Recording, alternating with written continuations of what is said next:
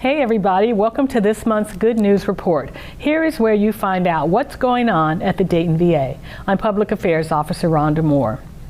Make sure that you follow us on Facebook, Dayton VA Medical Center, to keep up to date on what's happening. And on X, we're at Dayton VA. Plus, subscribe to our YouTube channel, Dayton VA Medical Center. And now, here's the good news.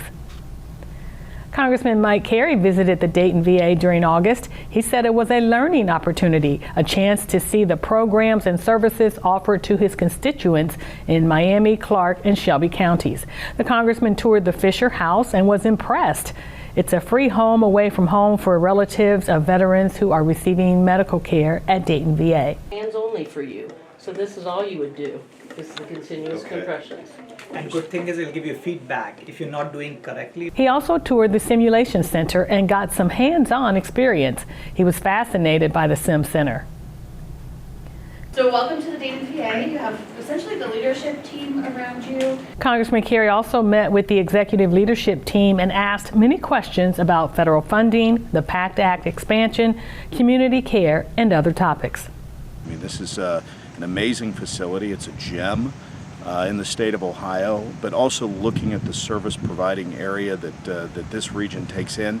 But it was also nice to know that our veterans have the opportunity, if they want to go to one facility or another, they could still come here to the Miami Valley and have their care, which was something I did not know. So I thought that was a really good thing to know. But all in all, I mean, I think that the staff here has done a very good job of showing me the things that are needed. But also, you know, the opportunities for the future. Congressman Carey spent 10 years in the Army National Guard. 5 veterans honored this year at our Welcome Home celebration. And their fellow veterans. The annual event is at the ballpark of the Dayton Dragons. The honorees are recognized on the field. A video of them is played on the big scoreboard. Hi, I'm Doug Prater. I served in the Army. Plus, one of the veterans throws out the first pitch. The veterans are honored with a flag that flew over the U.S. Capitol, and they enjoy dinner and the game with family, friends, and Dayton VA leadership. The honorees this year all volunteer at Dayton VA. They are David Baker, George McDowell, Delbert Prater, John Smith, and Marshall Yeary. Dozens of butterflies released for an important cause.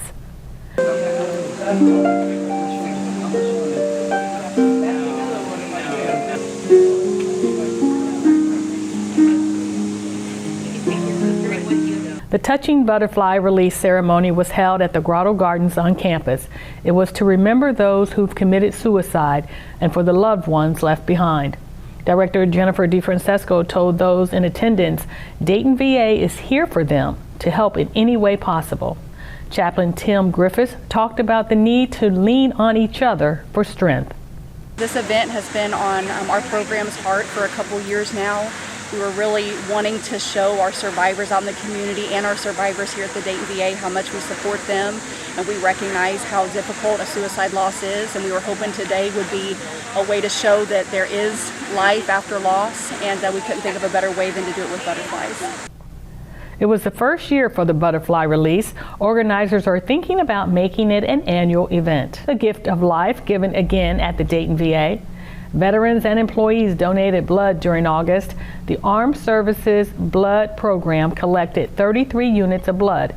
Each unit donated can save up to 3 lives. This blood drive will help save the lives of nearly 100 people. Veterans living on campus enjoyed a nice cookout this month. It was compliments of the Knights of Columbus. About 60 veterans in our residential treatment program appreciated the hamburgers and hot dogs that were served up. The Knights have been having the cookout each year as a way of living up to their principles of charity, unity, and fraternity. Veterans at the Community Living Center scored big with football players visiting them. The Oakwood High School football team recently visited the CLC. The players and coaches spent time talking about sports, the veteran service, and other topics. They laughed a lot and had an enjoyable time with the veterans. It just gives me more insight about life outside of Oakwood. You know, we're a small community. Some people refer to it as a bubble. So when we come out here, out in the community, it's really great to see new people, meet new people, and just learn things. Veterans are lighting up. One of the veterans I had a chance to speak to was telling me about his experience serving in Texas and a football team that they cobbled together at their base and competed against some other Air Force teams in the area. They just seemed to be excited to tell some of their stories. This was the team's first season without a military game on its schedule, so the coaches decided to have the players come to the VA and interact with veterans. The team is hoping to do this more often. And coming up in September, a motorcycle ride for veterans is coming up September 6th. Anyone can participate. Money raised will go toward the Dayton National Cemetery Honor Squad. The members volunteer and provide military honors at every veteran's funeral at the cemetery. Registration and check-in is on the day of the ride. It begins at 9 a.m. The ride starts in Xenia, makes a rest stop at the Dayton VA before ending in Beaver Creek. That's the August 2025 edition of the Good News Report. Thanks for watching and seeing the great things that happen every day at the Dayton VA. Veterans, thank you for your service.